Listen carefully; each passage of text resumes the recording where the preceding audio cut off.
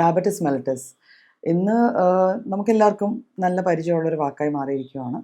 നമ്മുടെ സമൂഹത്തിൽ വളരെയേറെ അത്യാവശ്യം മിക്ക വീട്ടിലും ഒരു പ്രമേഹ രോഗിയെങ്കിലും ഇല്ലാത്ത വീടുകളില്ലാത്തൊരവസ്ഥയിലേക്ക് നമ്മൾ പോയിരിക്കുകയാണ്. കേരളം ഒരു ഡയബറ്റിക് ക്യാപിറ്റൽ ആവാൻ വലിയ താമസമില്ല.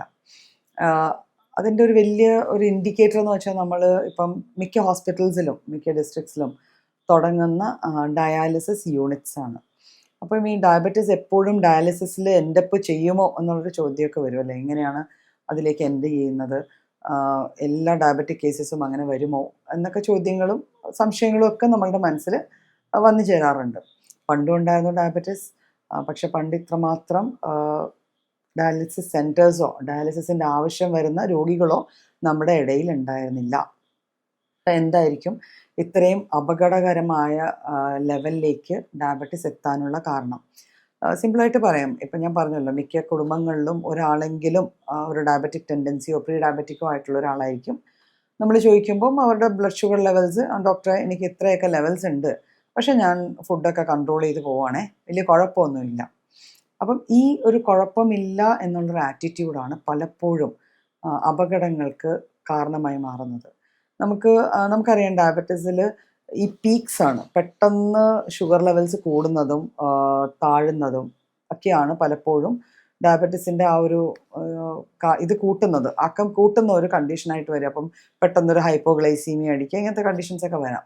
പക്ഷെ നമ്മൾ വിട്ടുപോകുന്ന ഒരു വലിയ ഫാക്റ്റ് എന്ന് വെച്ചാൽ continuous rice in levels of blood glucose. അതായത് നിരന്തരമായി നമ്മുടെ രക്തത്തിൽ ഗ്ലൂക്കോസിൻ്റെ അളവ് കൂടി നിന്ന് കഴിഞ്ഞാൽ അത് നമ്മുടെ കിഡ്നിക്ക് ലോഡാണ് കൊടുക്കുന്നത്. അത് കിഡ്നിയാണ് നമ്മുടെ ബ്ലഡ് എല്ലാം ഫിൽട്ടർ ഔട്ട് ചെയ്യുകയും ആ ഫിൽട്ടർ ചെയ്യുന്ന പ്രോസസ്സിലാണ് പലപ്പോഴും കുറച്ച് കിഡ്നിക്ക് ചെറിയ ചെറിയ കുഴപ്പങ്ങൾ വന്നു തുടങ്ങുമ്പോഴാണ് ഈ ബ്ലഡിലുള്ള ഷുഗറിൻ്റെ ലെവൽസിൽ നിന്ന് കുറച്ച് അങ്ങോട്ടേക്ക് യൂറിനിലൂടെ പാസ് ചെയ്ത് തുടങ്ങുന്നത്. അപ്പം ഒരു ലോങ് ടേം ആയിട്ട് നമ്മൾ വലിയ ഹൈ ലെവൽസ് ഓഫ് ഷുഗർ അല്ലെങ്കിൽ പോലും നമ്മൾ കൊണ്ടുപോവുകയാണെങ്കിൽ അത് പലപ്പോഴും വലിയ അപകടങ്ങളിലേക്ക് നമ്മളെ നയിക്കാറുണ്ട്. എന്നിട്ട് നമ്മൾ പിന്നെ ഒരു ബ്ലഡ് ഷുഗറിന് അല്ലെങ്കിൽ ഡയബറ്റീസിന് മെഡിസിൻ കഴിക്കാൻ തുടങ്ങുന്ന സമയമാണെന്ന് പറയുമ്പോൾ അത്യാവശ്യം കിഡ്നി കോംപ്രമൈസ് ആയി തുടങ്ങിക്കാണും.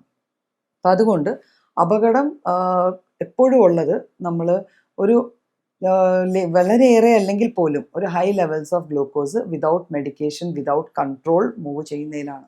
കണ്ടിന്യൂസ് ആയിട്ട് നമ്മൾ പറയുക നമ്മൾ ഫുഡിൽ ചെയ്യാം, പക്ഷേ ഇതൊന്നും നമ്മൾ ചെയ്യുന്നില്ല. അങ്ങനത്തെ ഒരു അവസ്ഥ വന്നു കഴിഞ്ഞാൽ ഉറപ്പായിട്ടും നമ്മൾ അപകടത്തിലേക്കാണ് പോകുന്നത്. ബിക്കോസ് ഡയബറ്റീസ് വന്നു കഴിഞ്ഞാൽ ഏറ്റവും അപകടത്തിൽപ്പെടുന്ന അവയവമാണ് നമ്മുടെ കിഡ്നീസ് അല്ലെങ്കിൽ വൃക്കകൾ. അപ്പോൾ ഈ വൃക്കകൾക്ക് ഇത്തരത്തിൽ ദോഷം വരുന്നത് കൊണ്ട് മാത്രമാണ് പലപ്പോഴും നമുക്ക് ഈ രോഗം കണ്ടുപിടിച്ച് കുറച്ച് നാൾ കഴിയുമ്പോൾ തന്നെ ഡയാലിസിസ് യൂണിറ്റ്സിനെ സമീപിക്കേണ്ടി വരികയോ ഡയാലിസിസിലേക്ക് പോകേണ്ടി വരികയോ എന്നുള്ള അവസ്ഥ വരുന്നത്. അപ്പം ഇതൊരു വലിയ കാരണമാണ് നമ്മൾ ലോങ് ടേം അൺട്രീറ്റഡ് ആയിട്ടുള്ള ഡയബറ്റീസ്. അപ്പോൾ നമുക്ക് എന്താ ചെയ്യേണ്ടത്?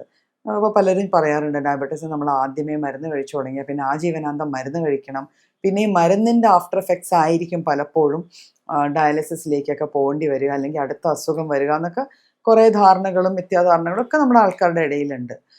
ഒരിക്കലും ലൈഫ് ലോങ് മെഡിസിൻ കഴിക്കുന്നത് ഒരു ക്യൂറോ ട്രീറ്റ്മെൻറ്റോ അല്ല.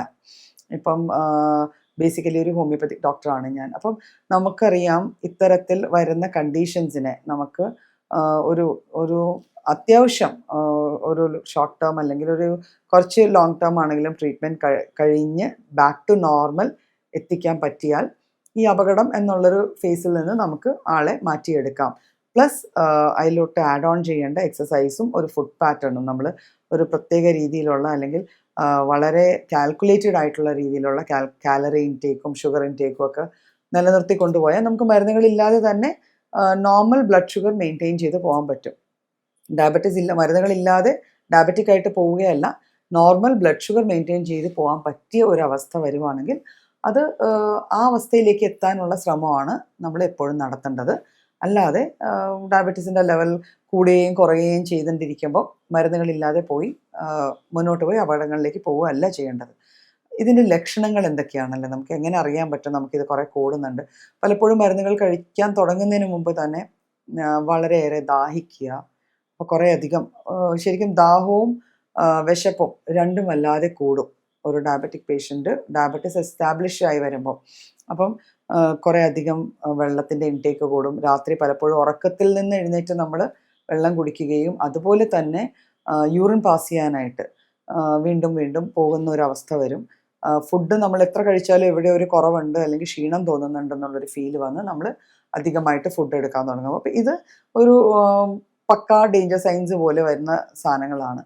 പിന്നെ ഇപ്പോൾ ഡയബറ്റീസ് ആയി, നമ്മൾ ഡയബറ്റീസ് ഇങ്ങനെ മരുന്ന് കഴിച്ച് പോവുകയാണ്.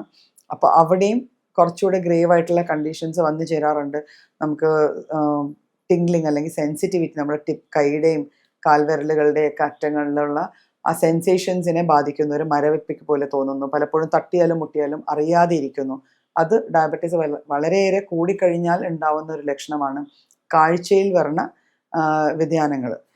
അപ്പം ഏറ്റവും കൂടുതൽ ഡയബറ്റീസ് ഒരു പരിധി കഴിഞ്ഞ് കൂടിക്കഴിഞ്ഞാൽ നമ്മളുടെ ശരീരത്തിലെ 3 അവയവങ്ങൾ, അതായത് കണ്ണുകൾ, വൃക്കകൾ പ്ലസ് നമ്മുടെ ഞരമ്പുകൾ, അപ്പോൾ അതിനെ നമ്മൾ പറയുന്നത് ന്യൂറോപ്പതി, നെഫ്രോപ്പതി ആൻഡ് ഒപ്താൽമോപ്പതി. ഈ 3 സംഭവങ്ങളെ അത് നല്ല രീതിക്ക് ബാധിക്കാറുണ്ട്. അപ്പോൾ അതാണ് നമ്മുടെ ഡയബറ്റീസിൽ നിന്നുണ്ടാവുന്ന ക്രിപ്ലിംഗ്, അല്ലെങ്കിൽ ഒരു അതിൽ നിന്ന് നമുക്ക് വരുന്ന വളരെയേറെ റിക്കവർ ചെയ്യാൻ പറ്റാത്ത തരത്തിലുള്ള ദോഷങ്ങൾ അതാണ്. അപ്പോൾ ആ ഒരു സ്റ്റേജിലേക്ക് പോകുന്നതിന് മുമ്പ് തന്നെ ഡയബറ്റീസ് കണ്ടുപിടിക്കുകയും ട്രീറ്റ് ചെയ്യുകയും ചെയ്ത് പ്രോപ്പറായിട്ട് ഫുഡും എക്സസൈസും മാനേജ് ചെയ്ത് പോയി കഴിഞ്ഞാൽ നമുക്ക് ഒരു ഹെൽത്തി ലൈഫ് ലീഡ് ചെയ്യാൻ പറ്റും. ഇപ്പം ലേറ്റസ്റ്റ് ആയിട്ട് നമ്മൾ ഡയബറ്റീസ് അസസ് ചെയ്യാനായിട്ട് യൂസ് ചെയ്യുന്ന HbA1c എന്ന് പറഞ്ഞൊരു ടെസ്റ്റ് ഉണ്ട്. ആ യൂഷ്വലി ലാബ് ടെസ്റ്റുകളിൽ നമ്മൾ വെറുതെ പോയി റാൻഡം ഷുഗറോ ഫാസ്റ്റിങ്ങോ നോക്കുന്നതിന് പകരം ഇത് നോക്കിക്കഴിഞ്ഞാൽ നമുക്ക് കൃത്യമായിട്ട് നമ്മൾ എവിടെ നിൽക്കുന്നു, നമ്മുടെ ഡയബറ്റീസ് വെൽ കൺട്രോൾഡ് ആണോ അതോ പുവർ കൺട്രോളിലാണോ എന്നുള്ളതും കൂടെ അസസ് ചെയ്യാൻ പറ്റും. അപ്പോൾ ഇത്തരത്തിൽ നമുക്ക് ഡയബറ്റീസിനെ പ്രോപ്പറായിട്ട് മാനേജ് ചെയ്ത് പ്രോപ്പറായിട്ടുള്ള കൺസൾട്ടേഷൻ കഴിഞ്ഞ് മെഡിസിൻസും നല്ല രീതിയിലുള്ള മാനേജ്മെൻറ്റും ക്വാളിറ്റി ഓഫ് ലൈഫ് മെയിൻറ്റെയിൻ ചെയ്തുകൊണ്ട് തന്നെ ജീവിതം മുന്നോട്ട് തുടരാൻ പറ്റും.